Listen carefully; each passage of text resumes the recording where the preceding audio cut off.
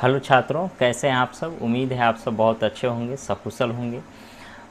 आज यह वीडियो बहुत ही देर रात शूट किया जा रहा है, क्योंकि आज हमने एक नया प्रयोग किया है आपके लिए। ऑब्जेक्टिव प्रश्नों की जो उत्तर सहित व्याख्या का हमने एक सिलसिला शुरू किया था।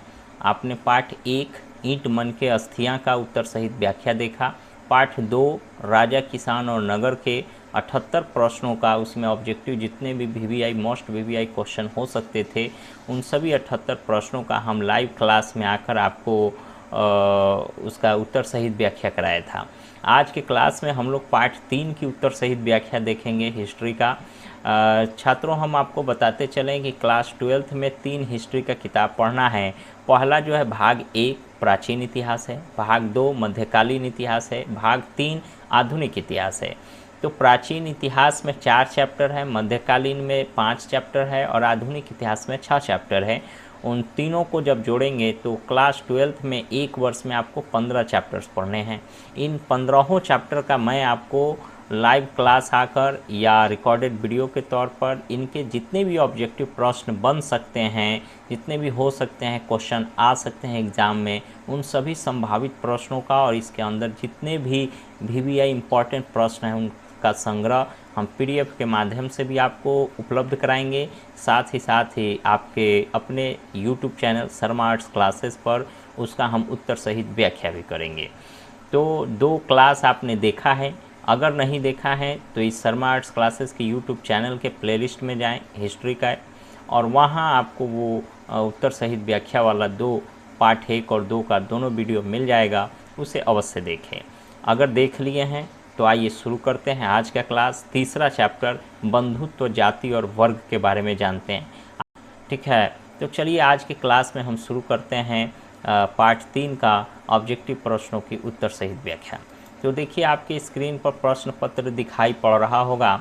इसमें पहला प्रश्न है, वासुदेव कृष्ण किस वंश के थे। ऑप्शन ए है गुप्त वंश, बी है मौर्य, सी है वृष्णि, डी है सातवाहन। तो हम आपको बता दें वासुदेव और कृष्ण ना ही गुप्त वंश के थे, ना मौर्य वंश के और ना ही सातवाहन वंश के, बल्कि इनका संबंध ऑप्शन नंबर सी वृष्णि से था। ऑप्शन नंबर सी पर आपको टिक लगा दिखाई पड़ रहा होगा। ठीक है, तो इसे या तो नोट डाउन कर ले, स्क्रीनशॉट ले ले, कॉपी में लिख ले, जैसे भी हो, या याद कर ले।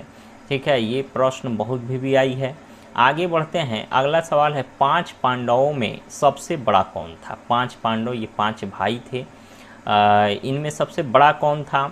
ऑप्शन नंबर ए अर्जुन है, option number B Bhim, option number C Yudhishthir, option number D Nakul. तो इसमें युधिष्ठिर जो है ऑप्शन नंबर सी होगा सही। ठीक है, आपको दिखाई पड़ रहा होगा। अगला क्वेश्चन है, सकर्षण किसका दूसरा नाम था। ऑप्शन ए है कृष्ण, ऑप्शन बी है बलराम, ऑप्शन सी है भीम, ऑप्शन डी है अर्जुन। तो इसका उत्तर आपका होगा बलराम। बलराम का ही दूसरा नाम था सकर्षण। ठीक है, चलिए आगे बढ़ते हैं। प्रश्न नंबर 4, सबसे पहले अवतारवाद सिद्धांत का व्यापक निरूपण कहाँ किया गया है। Option number A Manusmriti, B Rigveda, C Bhagwat Gita, D Narada Smriti. तो इसका सही आंसर क्या होगा, आप देखिए। इसका सही आंसर सी होगा, भगवत गीता। ठीक है, श्रीमद् भागवत गीता में ही 10 अवतार के बारे में इस सिद्धांत का बहुत ही विस्तृत व्याख्या किया गया है। अगले सवाल की तरफ हम बढ़ते हैं। महाभारत की रचना किस भाषा में हुई है। देखिए बहुत वीवीआई प्रश्न है, आपको दिख रहा होगा। 2014 में, 19 में, 21 में भी पूछा हुआ सवाल है। हो सकता है आपके एग्ज़ाम में यह पूछा जा सके, तो ऐसे प्रश्नों पर थोड़ा सा ध्यान देकर आप पढ़ेंगे। महाभारत की रचना के लिए किस भाषा में हुई है। संस्कृत, पाली, प्राकृत, हिंदी। तो इसका सही उत्तर संस्कृत होगा। महाभारत से रिलेटेड कुछ हम बात भी आपको बता दें। महाभारत की जो मूल महाभारत है उसकी रचना भाट सारथी ने की थी, लेकिन 10,000 श्लोकों को संग्रहित करके कुछ अन्य श्लोकों को भी जमा करके ऋषि वेद व्यास ने एक बड़ा महाभारत की रचना किया था। तो ऐसे महाभारत के रचनाकार कौन हैं, तो वेद व्यास लिखेंगे, लेकिन जब मूल महाभारत की रचना की बात आएगी तो वहाँ भाट सारथी का उत्तर होगा। अगला सवाल है 6 नंबर, पुराणों की संख्या कितनी है। देखिए ये भी सवाल बहुत बार पूछा गया है, 11 में, 14 में, 15, 16, 19, 20, 21 में, 22 में नहीं पूछा गया है, हो सकता है 23 में आपसे पूछा जा सके। तो पुराणों की संख्या 18 है, इसे एकदम याद कर लें, गांठ बांध लें, बहुत ही इम्पॉर्टेंट प्रश्न है। अगला प्रश्न देखिए 7 नंबर है, श्रीमद् भागवत गीता के महत्व पर किसने विचार व्यक्त किया? तो देखिए महात्मा गांधी ऑप्शन नंबर ए है, बी है विवेकानंद, सी है बाल गंगाधर तिलक और डी है इनमें से सभी। तो इसका उत्तर इनमें से सभी होगा डी, क्योंकि महात्मा गांधी ने भी श्रीमद् भागवत गीता पर अपने विचार व्यक्त किए हैं, विवेकानंद भी किए हैं और बाल गंगाधर तिलक ने तो गीतांजलि नामक पुस्तक ही लिख डाली है। ठीक है, गीता रहस्य एक आदमी लिखे हैं। ठीक है, गीतांजलि। आगे देखते हैं 8 नंबर प्रश्न है, मनुस्मृति के रचयिता थे। मनुस्मृति के रचयिता कौन थे? तो ऑप्शन नंबर ए है आपको वेद व्यास, बी है वाल्मीकि, सी है मनु और डी है याज्ञवल्क्य। तो इसमें उत्तर होगा मनु, सी। ये मनु जो है, मनुस्मृति का मतलब ही होता है, मनु संहिता भी इसे कहा गया है, क्योंकि एक ऋषि मनु थे जिन्होंने जीवन से संबंधित कुछ आचार विचार और कुछ नियमों का संकलन करके एक ग्रंथ का रूप दिया था, जिसका नाम मनुस्मृति है और इसके लेखक कौन है? मनु हैं। चलिए आगे बढ़ते हैं 9वें प्रश्न की तरफ। 9वें प्रश्न में है, मनुस्मृति में कितने प्रकार के विवाहों का उल्लेख किया गया है? ये भी बहुत वीवीआई प्रश्न है, 2018 में और 20 में पूछा गया है, 21-22 में नहीं पूछा गया, हो सकता है 2023 में पूछ सके। तो इसका उत्तर जानने से पहले ऑप्शन हम देखें। ऑप्शन नंबर ए में 4, बी में 6, सी में 8, डी में 9 है। तो इसका सही उत्तर सी होगा 8, यानी मनुस्मृति में 8 प्रकार के विवाहों का उल्लेख है। अगला सवाल है, महाभारत किसने लिखा? देखिए ये भी सवाल 13, 16, 20 और 21 में पूछा जा चुका है, बहुत ही वीवीआई इम्पॉर्टेंट क्वेश्चन है। हम ऐसे ही इम्पॉर्टेंट प्रश्नों का ही संग्रह करते हैं और आपके लिए लाते हैं एक अच्छा और बहुत ही ज्ञानवर्धक वीडियो। ठीक है, यह वीडियो अगर आपको अच्छा लग रहा हो तो इसे लाइक शेयर कमेंट जरूर करें और चैनल पर नए हैं तो सब्सक्राइब अवश्य करें। चलिए इसका उत्तर हम लोग देखते हैं, महाभारत किसने लिखा? अभी थोड़ी देर पहले हमने बताया मूल महाभारत की रचना भाट सारथी ने की थी, जबकि महाभारत की रचना अगर सीधा सवाल पूछे तो वेद व्यास लिखेंगे। ऑप्शन नंबर डी में है, ए में है वाल्मीकि, बी में है मनु, सी में है कौटिल्य। तो ये तीनों नहीं होंगे, बल्कि option number D Ved Vyas होंगे। चलिए अगले प्रश्न की तरफ हम बढ़ते हैं। अगला सवाल है, महाभारत और पुराण में मथुरा के शासक वंश को कहा जाता है? देखिए मथुरा के शासक वंश का मतलब हो गया, ये भगवान श्री कृष्ण से रिलेटेड है और भगवान श्री कृष्ण को यदुवंशियों का बड़ा राजा माना जाता है। तो यदुवंश से इसका जुड़ाव है। ऑप्शन नंबर सी हो जाएगा। ए है पुरु, बी है तुर्वस, सी है यदु और डी है इनमें से सभी। तो 11 का उत्तर आप लिखें यदु। ठीक है, अगला सवाल है, प्राचीन महाभारत के महाकाव्य का नाम है। देखिए प्राचीन भारत के महाकाव्य जो है, महाभारत जो है सबसे बड़ा महाकाव्य माना जाता है। इसका पुराना नाम जय संहिता है। एक बार प्रश्न यह भी आया था, महाभारत का पुराना नाम या महाभारत का दूसरा नाम क्या है? तो जय संहिता। ठीक है, यह बहुत बड़ा महाकाव्य है, इसमें 1 लाख से भी अधिक श्लोकों का संग्रह किया गया है। तो ये अपने आप में बहुत ही विशाल ग्रंथ है, प्राचीन भारत का एक बहुत बड़ा महाकाव्य है। तो इसका उत्तर आप ए डालेंगे महाभारत, बी है ऋग्वेद है, सी है मनुस्मृति और डी इनमें से कोई नहीं। तो यहाँ हम ए मानेंगे, ऑप्शन नंबर ए हो जाएगा। चलिए 13 नंबर प्रश्न है, रामायण की रचना किसने की? तो देखिए रामायण अभी के डेट में अगर पूरे भारत में रामायणों की संख्या अगर देखें तो लगभग 300 से अधिक रामायण लिखे जा चुके हैं। दक्षिण भारत के लेखकों से लेकर उत्तर भारत के वर्तमान के कुछ बीते हुए कालों के अगर सारे लेखकों की बात करें, अलग अलग भाषाओं में इसका रूपांतरण हुआ, उन सारे रामायणों की बात करें तो लगभग 300 से अधिक रामायणों की रचना अभी तक की जा चुकी है। ठीक है, लेकिन जो रामायण मूल रामायण है जिसे सबसे सटीक माना जाता है, भगवान राम के युग में लिखा गया था, वो वाल्मीकि ने लिखा था। वाल्मीकि जो बड़े ऋषि थे जिन्होंने भगवान राम को करीब से देखा, लक्ष्मण सीता इनकी जो भी घटनाएं घटी है रामायण में, उन सारी चीज़ों को वाल्मीकि ने अपनी आंखों से देखा है और उसमें लिखा है। तो वाल्मीकि कृत रामायण जो है प्रमाणिक रूप से सटीक है और सबसे प्रमाणिक ग्रंथ मानी जाती है। ऐसे तुलसीदास कृत जो है रामचरितमानस, यह भी बहुत ही प्रमाणिक मानी जाती है। लेकिन तुलसीदास की जो रामायण है ये मध्यकाल में अकबर के शासनकाल के करीब करीब लिखा गया था। तो भगवान राम के काल से बहुत अधिक ड्यूरेशन उसका दूर है, इसलिए वाल्मीकि जी की जो लिखित रामायण है ये सबसे इम्पॉर्टेंट मानी जाती है। यहाँ हम देखेंगे रामायण की रचना किसने की, तो वाल्मीकि, ऑप्शन नंबर ए मारेंगे। अगर पूछा जाए क्वेश्चन कि रामचरितमानस की रचना क्या, तो तुलसीदास इसका उत्तर लिखेंगे। ठीक है, अगला सवाल है 14 नंबर, दुर्योधन की माँ कौन थी। देखिए दुर्योधन की माँ कौन थी, ऑप्शन नंबर ए गांधारी है, बी कुंती है, सी माद्री है और डी सत्यवती। तो इसका सही उत्तर गांधारी होगा, क्योंकि दुर्योधन की माँ का नाम गांधारी था। ठीक है, अगला सवाल है दुर्योधन की ओर से कौरव पांडव युद्ध में शामिल थे, मतलब दुर्योधन की ओर से कौन कौरव पांडव के युद्ध में शामिल थे। ऑप्शन नंबर आपको दिख रहा होगा, A Krishna, option number B Pandu, option number C Shantanu और ऑप्शन नंबर डी भीष्म है। तो इसका सही उत्तर क्या हो सकता है आप कमेंट करके हमें बताएं, लेकिन इसका जवाब आप डी मारें, भीष्म को माना जाता है। ठीक है, अगला सवाल है भीम की पत्नी कौन थी।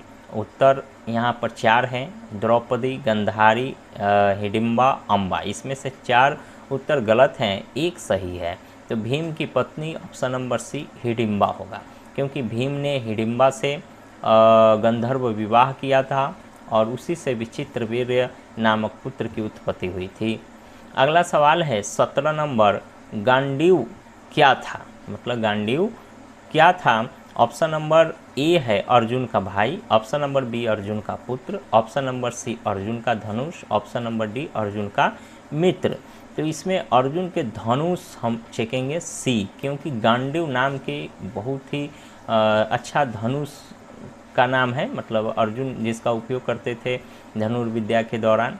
अगला सवाल है युद्ध भूमि में अर्जुन के सामने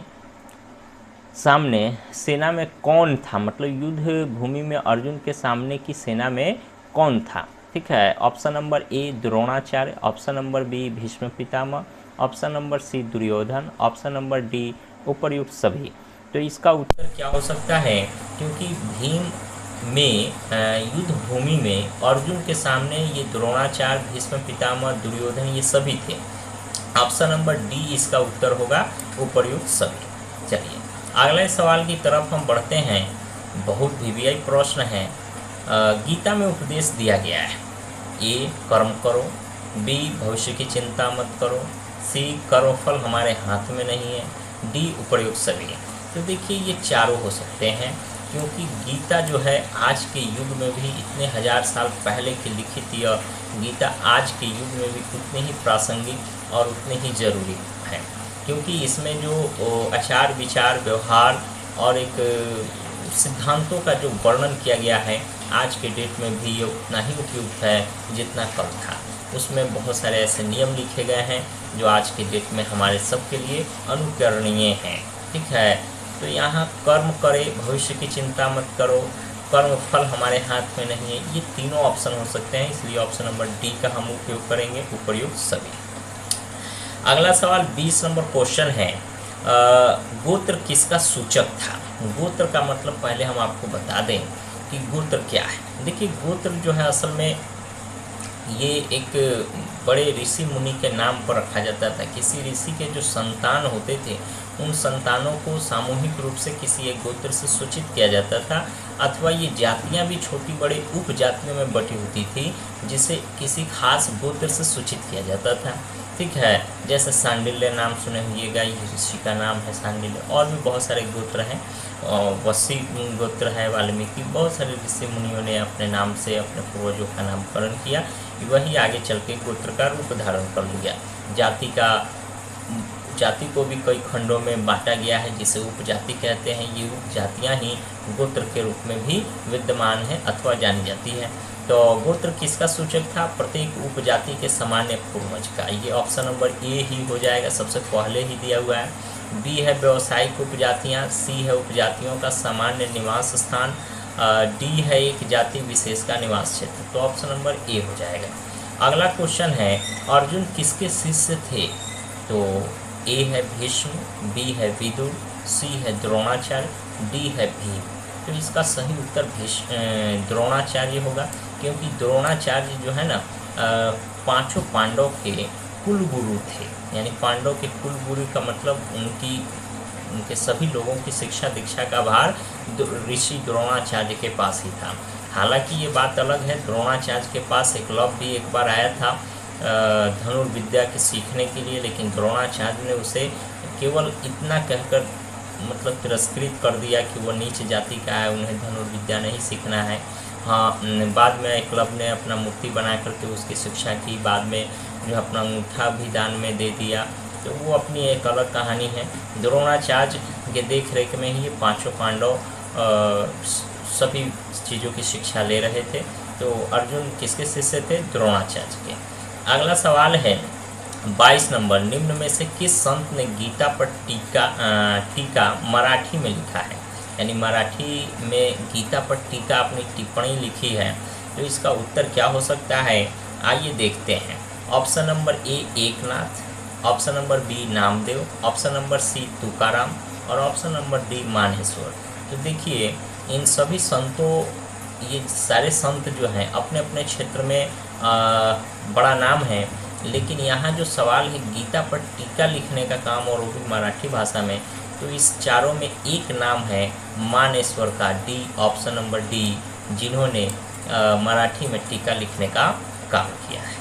अगला सवाल है क्षत्रिय शब्द का साहित्यिक अर्थ क्या है? क्षत्रिय का शाब्दिक अर्थ क्या है? ठीक है, तो इसका सही उत्तर क्या हो सकता है? देखिए पहला है ए राजा, बी है लड़ाकू, सी है रक्षक, डी है राज्य या क्षेत्र पर अधिकार होना।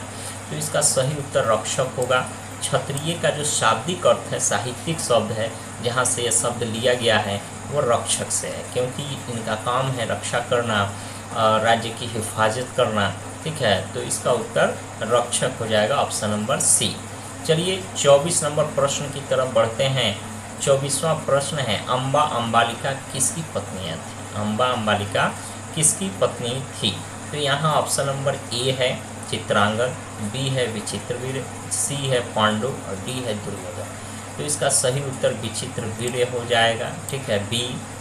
घटोत्कच किसका पुत्र था? घटोत्कच किसका पुत्र था? Option number A Yudhishthir, option number B Arjun, option number C Duryodhan, option number D Bhim.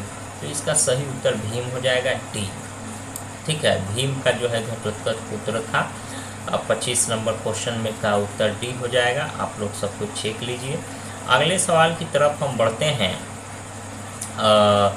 Ganga पुत्र किसे कहा जाता है? बहुत ही वीवीआई प्रश्न है। गंगा पुत्र किसे कहा जाता है? 18 में, 20 में, 21 के एनुअल एग्जाम में ये पूछा जा चुका है। गंगा पुत्र किसका पुत्र? सूर्यपुत्र। इसी सवाल से एक और सवाल बनता है सूर्यपुत्र। तो सूर्यपुत्र जो है कि कर्ण का भी दूसरा नाम है। यहाँ गंगा पुत्र किसे कहा जाता है? तो option number A B C D में से कोई एक हो सकता है। तो यहाँ अर्जुन, विदुर, पांडु, भीष्म, ये चार में से भीष्म होगा, ऑप्शन नंबर सी। ठीक है, चलिए कर्ण की माँ कौन थी? Option number A Kunti, option number B Gandhari, option number C Madri, option number D Satyavati. तो 27 का उत्तर क्या हो सकता है? आप भी कमेंट करके बताएं। लेकिन ये चारों ऑप्शन में से कुंती जो है उनकी माँ थी। कर्ण की माँ कौन थी? कुंती। अगला सवाल है 28 नंबर, इसको ध्यान से समझिएगा, ये एक श्लोक है। ठीक है, लिखा हुआ है कर्मण्येवाधिकारमस्ते मा फलेषु कदाचन। श्रीमद्भागवत गीता के किस अध्याय में यह श्लोक वर्णित है? ऑप्शन नंबर ए प्रथम, ऑप्शन नंबर बी द्वितीय, ऑप्शन नंबर सी तृतीय और डी चतुर्थ। तो ऑप्शन नंबर बी में जो है ये श्रीमद्भागवत गीता के अध्याय नंबर 2 में इस जो है कि श्लोक का वर्णन मिलता है। 29 नंबर सवाल की तरफ बढ़ते हैं। 29 नंबर सवाल कह रहा है मानव जीवन के संपूर्ण जीवन को कितने आश्रमों में बांटा गया है? Option number A 2, option number B 3, option number C 4 और ऑप्शन नंबर डी 5 है। तो इसका सही उत्तर 4 होगा, क्योंकि 4 आश्रमों में मानव जीवन के संपूर्ण जीवन को बांटा गया है। ऐसा माना जाता है कि एक मनुष्य की आयु जो है शास्त्रों में 100 वर्ष आंकी गई है, और ये 100 वर्षों को 4 भागों में अगर बांटे तो प्रत्येक भाग 25 वर्ष का बनता है। पहले 25 शुरू से जन्म से 25 साल तक, ये जो है किशोरावस्था का, युवावस्था का है। दूसरा, उसके बाद युवावस्था के बाद वानप्रस्थ अवस्था का है।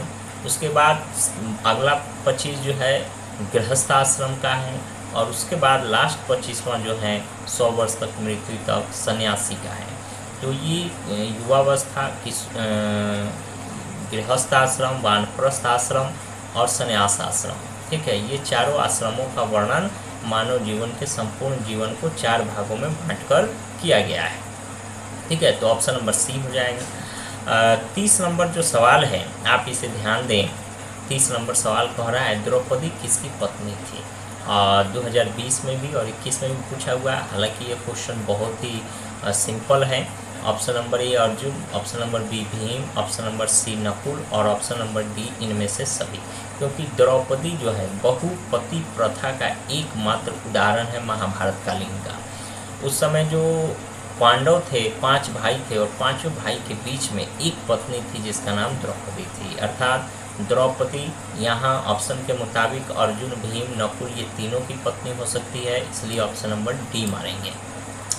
यहाँ जो PDF आप ये आपको मिल रहा है, ये शर्मा आर्ट्स क्लासेस का PDF है।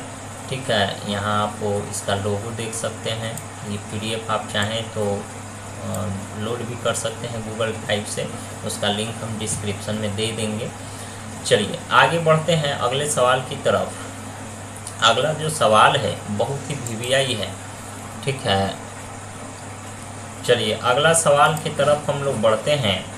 31 नंबर सवाल इस पाठ का है, अभिमन्यु किसका पुत्र था। तो देखिए अभिमन्यु का जो पिता थे वो अर्जुन थे, ऑप्शन नंबर ए ही होगा। लेकिन ऑप्शन नंबर बी भीम है, सी नकुल है, डी सहदेव है। तो भीम, नकुल, सहदेव ये उनके चाचा हो गए, क्योंकि ये पांचों पांडव भाई थे। और अभिमन्यु किसका पुत्र था, तो ऑप्शन नंबर ए अर्जुन हो जाएगा। ठीक है, 32 नंबर सवाल की तरफ बढ़ते हैं। महाभारत का युद्ध कितने दिनों तक चला था। तो ये बहुत VVI प्रश्न है। 2011 में, 2017 में और 2020 में पूछा गया है। 15, 16, 17 और 18। तो देखिए इसका सही उत्तर 18 हो जाएगा। महाभारत का युद्ध कितने दिनों तक चला, तो 18 दिनों तक चला था। ठीक है, 18 दिनों तक चला था, इसे जरूर याद करेंगे। अगला सवाल है कुरुक्षेत्र का युद्ध। ठीक है, कुरुक्षेत्र का युद्ध किसने जीता। तो पांडव और कौरव के बीच जो युद्ध चला था 18 दिन तक, महाभारत का युद्ध, इस युद्ध का जो नतीजा निकला पांडव के फेवर में था। कौरव की बहुत ही करारी हार हुई थी। सारे के सारे सेना 100 भाई कौरव थे, सारे के सारे मारे गए, और पांडव 5 भाई जीवित बचे जो हिमालय की तरफ चले गए। बाद में उनका जो अनुज था, पांडव के बाद के जो पीढ़ी थी, उसने शासन किया। परीक्षित उनका नाम था। ठीक है, कुरुक्षेत्र का युद्ध किसने जीता, और सवाल ए है पांडव, बी है कौरव, सी है संथाल और डी है मंगोल। तो चलिए इसमें मंगोल और संथाल तो हो ही नहीं सकता है, क्योंकि ये ऑप्शन ही गलत है। उस समय महाभारत काल में बस पांडव और कौरव था, लेकिन ऑप्शन देने के लिए दे दिया गया है। कौरव की हार हो गई थी, इसलिए option number B, C, D कोई नहीं होगा। इसका सही उत्तर ए हो जाएगा। ठीक है, कुरुक्षेत्र का युद्ध किसने जीता, तो पांडव ने जीता। पांडव, ऑप्शन नंबर ए हो जाएगा। चलिए ठीक है, तो आज के इस एपिसोड में हमने पार्ट 3 का बंधुत्व, जाति और वर्ग के इन 33 प्रश्नों का अभ्यास किया। ये 33 प्रश्न बहुत ही VVI है, बहुत ही इम्पॉर्टेंट है। आपके एग्ज़ाम की दृष्टि से इसका अपना खास महत्व है। इन सभी प्रश्नों का आप जो है अध्ययन करें, इस वीडियो को भी देखें, और जितना हो सके इस वीडियो को लाइक, शेयर, कमेंट करें, औरों तक भी पहुंचाएं। चैनल पर नए हैं तो चैनल को ज़रूर सब्सक्राइब करें, क्योंकि और बेल आइकन भी दबाएं, ताकि ऐसे वीडियोस आपको तुरंत मिले नोटिफिकेशन के रूप में। ठीक है, तो आज के लिए हम क्लास 3 करते हैं, फिर मिलते हैं अगले क्लास में। तब तक के लिए अपना ख्याल रखिएगा छात्रों। जय हिंद।